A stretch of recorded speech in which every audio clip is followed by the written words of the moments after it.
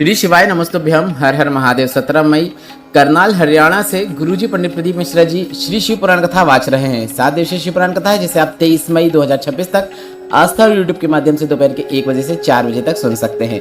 आज 21 मई 5वें दिन की शिव पुराण कथा पूर्ण हो चुकी है। आज 5वें दिन की शिव पुराण कथा में गुरुजी ने यह नए उपाय बताए हैं। प्रदोष का बिल्कुल नया उपाय, साथ ही आज गुरुजी ने शिव जी को प्रसन्न करने के 3 तरीके बताए हैं जो काफी सरल और आसान है, जिसे आप कल से ही करना शुरू कर सकते हैं। साथ ही गुरुजी ने पशुपतिनाथ व्रत में जो 6 दीपक आप प्रज्वलित करते हैं उनका क्या महत्व होता है, क्यों प्रज्वलित किए जाते हैं, वह बताया है।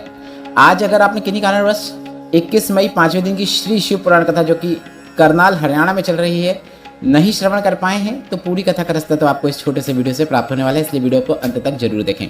बढ़ते हैं आज की शिव पुराण कथा की पहली विशेष जानकारी की ओर। कथा शुरू होते ही गुरुजी ने कहा, जो लोग 3 पर भरोसा रखते हैं उनके हर कार्य पूर्ण होते चले जाते हैं। पहला खुद पे भरोसा, दूसरा 1 लोटा जल पर भरोसा और तीसरा शिव पे भरोसा। अगर आपका इन 3 पे भरोसा है तो आपको हर कार्य में सफलता निश्चित देखने को मिलती है। बढ़ते हैं आज की शिव पुराण कथा की दूसरी विशेष जानकारी की ओर। गुरुजी ने कहा, महीने में 2 प्रदोष आती है। प्रदोष का क्या मतलब होता है? सूर्य अस्त हो रहा हो, चंद्रोदय हो रहा हो या फिर सूर्य अस्त का समय, वह समय प्रदोष काल कहलाता है। प्रदोष काल का क्या मतलब होता है?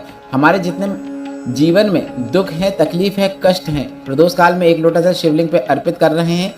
मतलब हम भगवान से प्रार्थना कर रहे हैं हमारे जीवन के सभी दुख, कष्ट और जो दोष हैं वह समाप्त हो जाए, और ऐसा हम प्रदोष काल में करते हैं। बढ़ते हैं आज की शिव पुराण कथा की तीसरी विशेष जानकारी की ओर। भोलेनाथ को प्रसन्न करने के 3 तरीके गुरुजी ने बताए हैं। 1 लोटा जल आपको भोलेनाथ के शिवलिंग पे चढ़ाना है।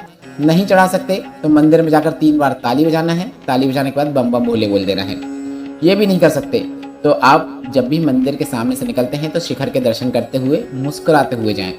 बढ़ते हैं शिव पुराण कथा की चौथी विशेष जानकारी की ओर। गुरुजी ने कहा, कल किसी ने पूछा था कि क्या हम शिवलिंग पर गन्ने का रस चढ़ा सकते हैं, उससे अभिषेक कर सकते हैं? तो गुरुजी ने कहा, हाँ जी, आप बिल्कुल कर सकते हैं। आप किसी भी फल के रस से शिव जी का अभिषेक कर सकते हैं। बढ़ते हैं आज की शिव पुराण कथा की 5 विशेष जानकारी की ओर। गुरुजी ने कहा, सूरज की रोशनी लोग सहन कर सकते हैं जो कि सरल है।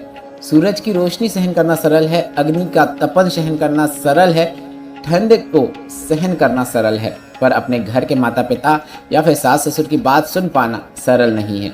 घर के बड़ों की बात बिल्कुल भी आज के समय में सहन नहीं होती है।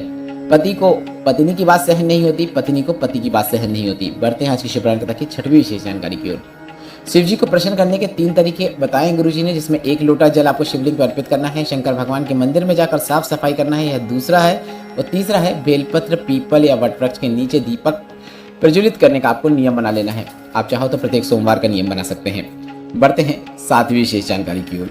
गुरुजी ने कहा, पशुपतिनाथ व्रत में 6 दीपक क्यों हम प्रज्वलित करते हैं, उनका क्या महत्व है? 5 दीपक जो हम मंदिर में लगाते हैं वो आपकी 5 कर्म इंद्रियां, 5 ज्ञान इंद्रियां सभी शिव को आप समर्पित कर रहे हैं, इसलिए 5 दीपक लगा रहे हैं।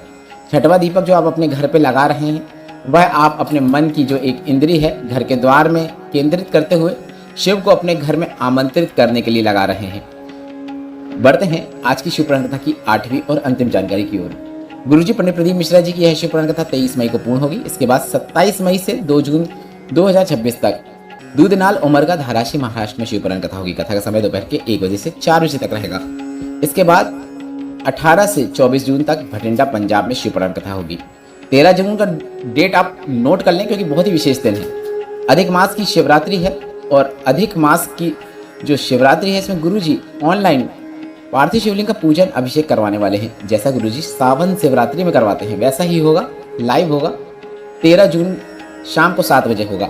उसकी पूजन सामग्री सभी आपको हम कल के वीडियो में बता देंगे, इसलिए चैनल के साथ जुड़े रहें। ऐसे ही वीडियो देखने के लिए लाइक करें, ज़्यादा से ज़्यादा लोगों के साथ शेयर करें और कमेंट बॉक्स में हर हर महादेव जरूर टाइप करें। श्री शिवाय नमस्तुभ्यम। हर हर महादेव।